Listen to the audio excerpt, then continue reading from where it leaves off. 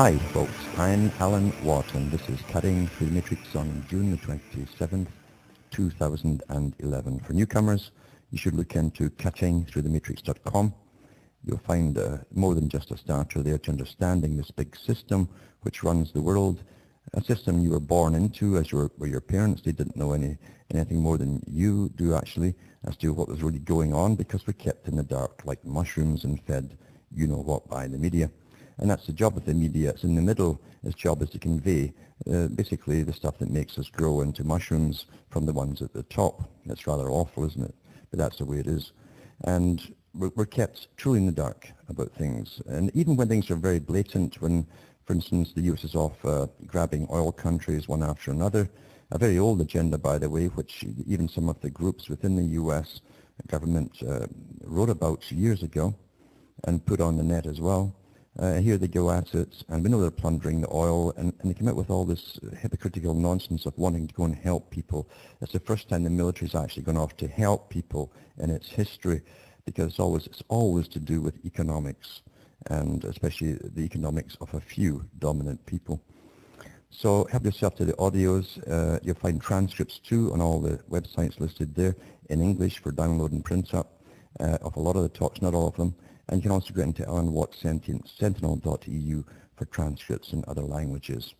And they call it a New World Order, you see. A world order designed an awful long time ago, written about even as early as the 1700s, many more books published in the 1800s and into the top of the 1900s. And then suddenly they took over the management because more folk were reading by then. You don't realize that most folk before the 20th century really didn't read much or couldn't read at all. Because the education system was extremely minimum, only for factory workers so they could understand basic orders and written word. But once they started to read the books by the big players, the inside books were read by the big players themselves in the clubs, then they had to change things an awful lot. They got busy to keep us very busy reading novels and junk like that. Penny novels, they call them, in fact, and the government actually funded a lot of the publications of these ridiculous little novels. Just like today with television and the computer, lots of sex and a little mystery story of who done it. It was always a butler, and nothing really changes. The techniques are just more sophisticated today. And of course, it's always accompanied by lies from the top. Back with more after this break.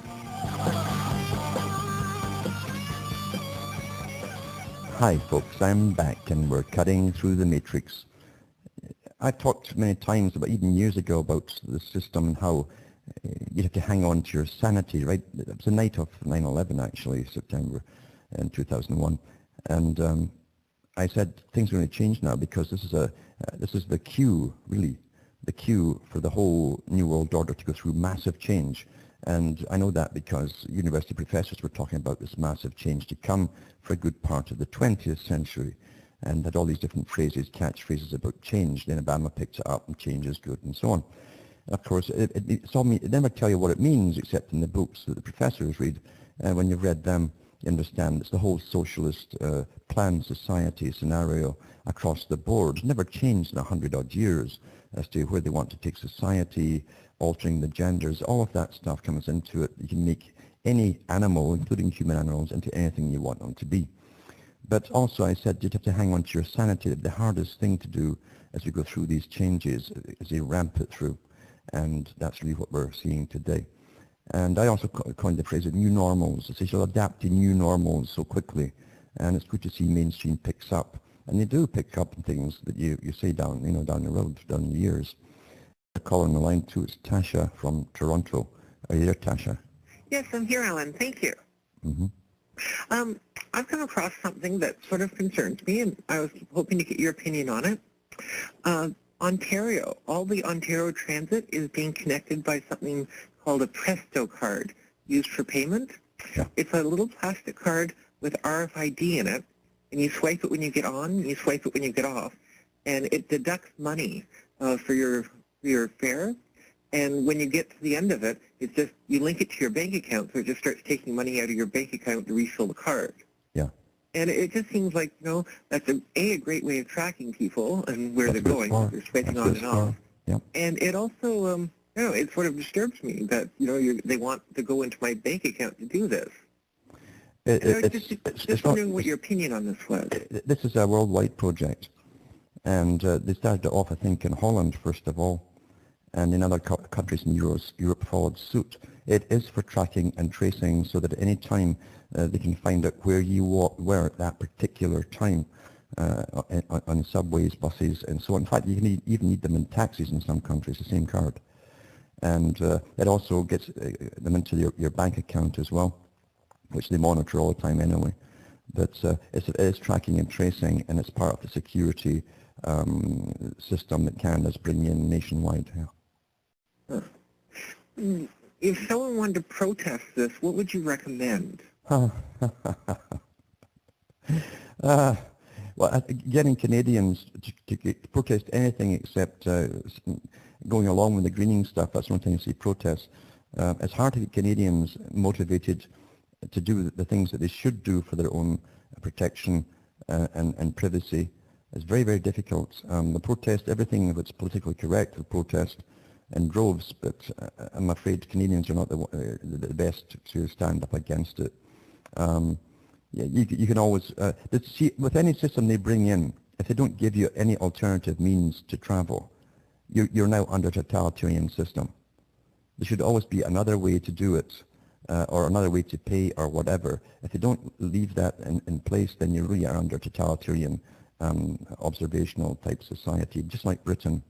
It's the same system there, in fact. So I don't know how you go again, and then they'll turn against you at the Fed level, and they'll say, well, it's for national security. That's all they'll say, and that's all you'll get from them. Okay. So personally, my best way to protest is to stop damn well using everything that's out there. yeah, but that makes it hard to get to work, though. The thing is, though, understand everything's going to be hard. To change anything is going to be hard. Nothing's going to be easy. And it's true, this will never happen, but this is true. You could stop the whole system today if everyone just stopped going to work tomorrow. Everyone. Everyone stopped driving their cars for a week, and you'd see the gas prices come down and plummet to less than half the price they are now.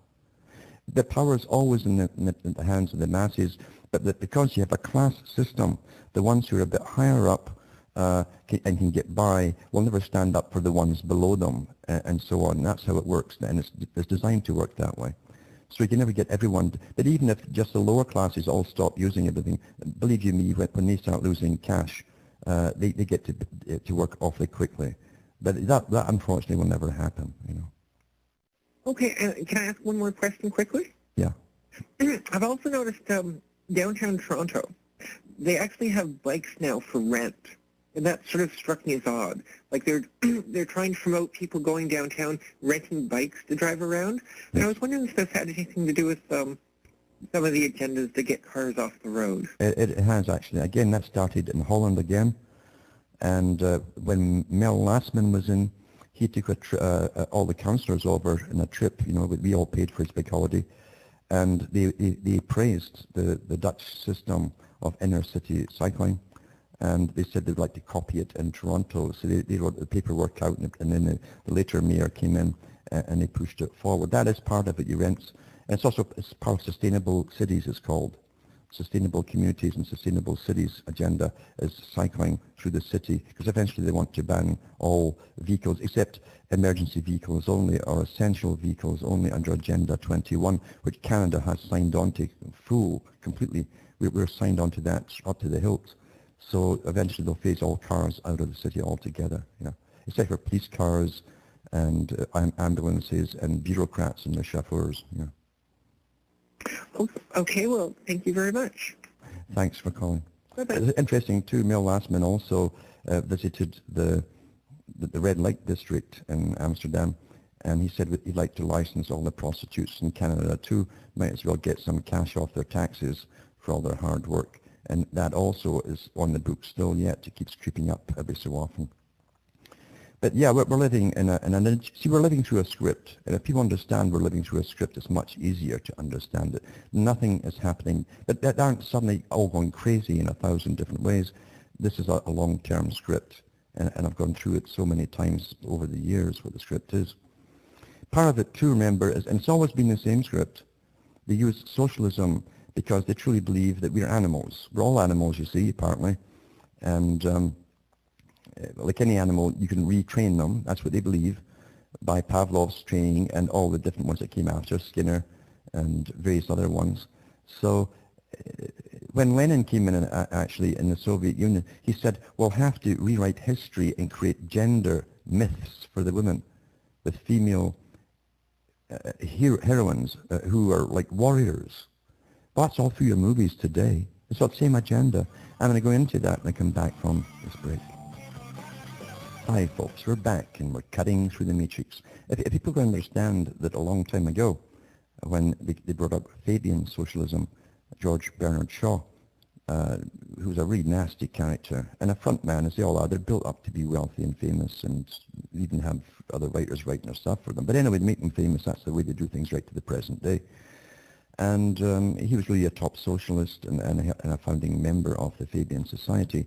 And at that time, they thought that they could train the people to be anything they wanted to, and if a child is born, you take it from its mother at birth, so that it'll never have any contact with its real mother, and they'll grow up communally. That was the idea. The state would bring up the children and get the right ideals indoctrinated into them very early on.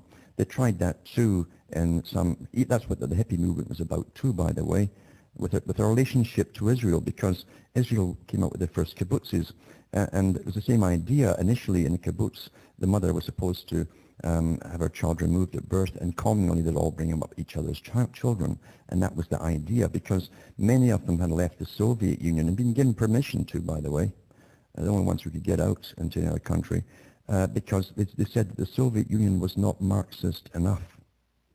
And there's an excellent book put out, it's called Children of the Dream, where they get glowing reports of course a lot of lies too, but glowing reports of how everyone was so happy and not knowing who their children were, and all sharing the work together, and different women and men would take turns looking after all the children in the community. And of course, but what really happened is that the mother's instincts were so strong, eventually it died out over time, because they wanted to take care of their own children. It's a natural thing. But that really, it really gets them, really gets the grit going between their joints. All these socialists, when something fails like that, they won't accept it as a fact, so they keep trying it over and over again. And as I said too, look at all the movies that are out today with women generally dressed in leather outfits that go around giving karate chops to guys weighing 500 pounds. And this is all the creation of the female warrior myth that Lenin was talking about too, as they try and change all gender roles, and even deny there's such a thing as gender, by the way. And of course, we know that Sweden, which is really communist and all, but its name, they could call it socialist. They are really communist. True communism was to come 500 years down the road, after the many, many cleansings to get inferior types out, to get the right stock that would bring in utopia. And as I say, the Soviet Union was actually the Soviet Socialist Union. And Sweden is very similar. And plus, Sweden has the Nazi background on eugenics, because, and I'll put that link if I can find it again, where you can see their experiments in eugenics to keep the blonde, pure race going forever and ever, and again, trained by the government system. So they're always a first in something. And so they're the first ones to outlaw, basically, gender. It says, no him or her preschool fights gender bias, it says. Stockholm, at the Egalia school, I guess it was egalitarian's preschool, staff avoid using words like him or her and address the 33 children as friends rather than girls and boys.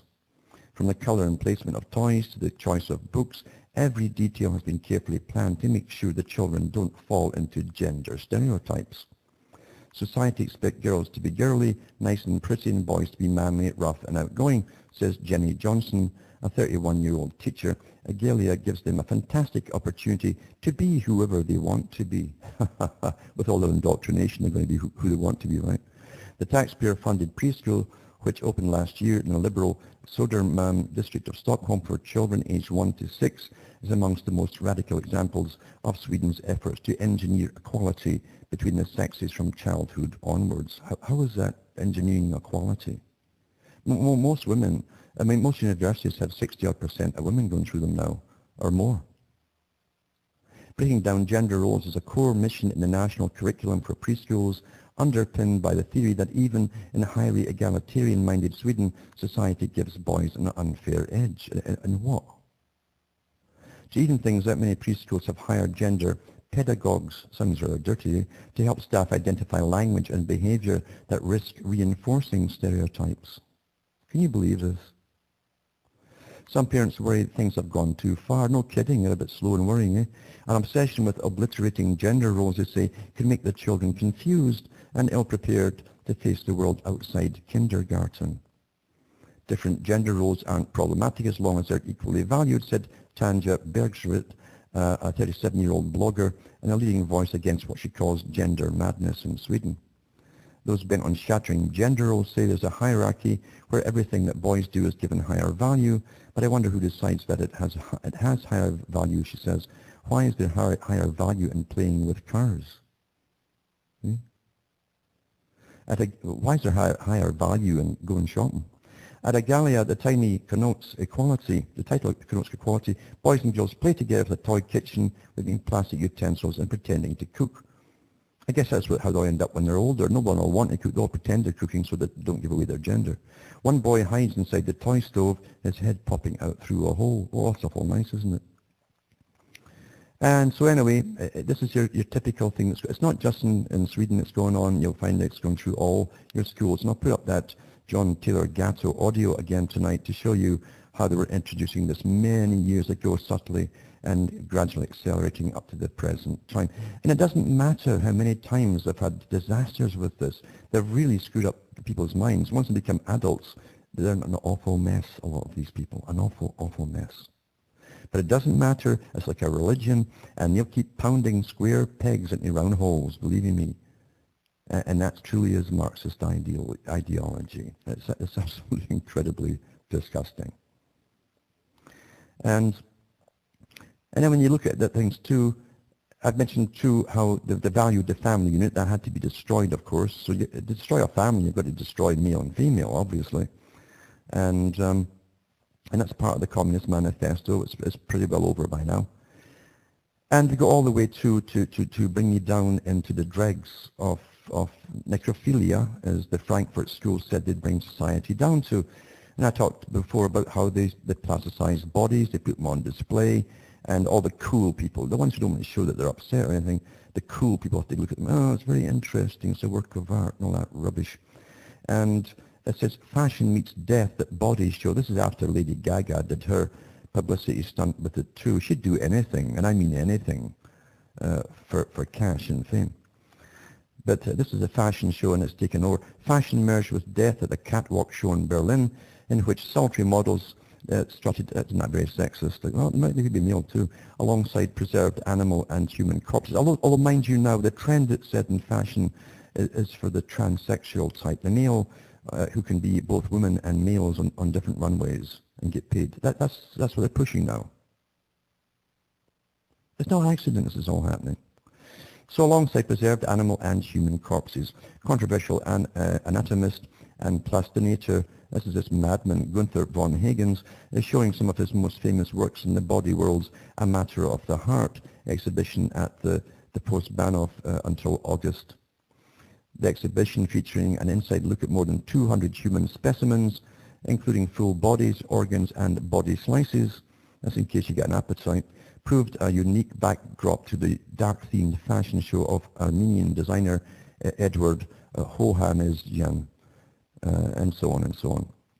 And you can look at some of the pictures on this link I'll put up at cuttingthroughimage.com. If that's your thing, if you've been perverted enough by all the videos you've been watching, you might enjoy it. And it's quite something how it's all going according to plan. As we become dehumanized, we go through airports and everything's groped today. I mean, they do. They're told to grab your genitals now and feel them, for God's sake. And you allow them. I would not take another flight. Nobody should take another flight and let them learn. You're not going along with it. But you can count on the goody two-shoes. Oh, I got to go my holiday. I got to go and see so-and-so. Getting freedom is going to be difficult. You've got to be prepared for that. Everyone's so used to popping a pill for a headache, instant relief. No pain. Egocentric, as Russell said, Bertrand Russell, will create an egocentric, egocentric society, narcissistic, who will avoid pain and seek pleasure. And that's what the big boys know. No one will put themselves out by not taking a plane or not doing something and hurting the guys in the wallet, which is one thing they do understand.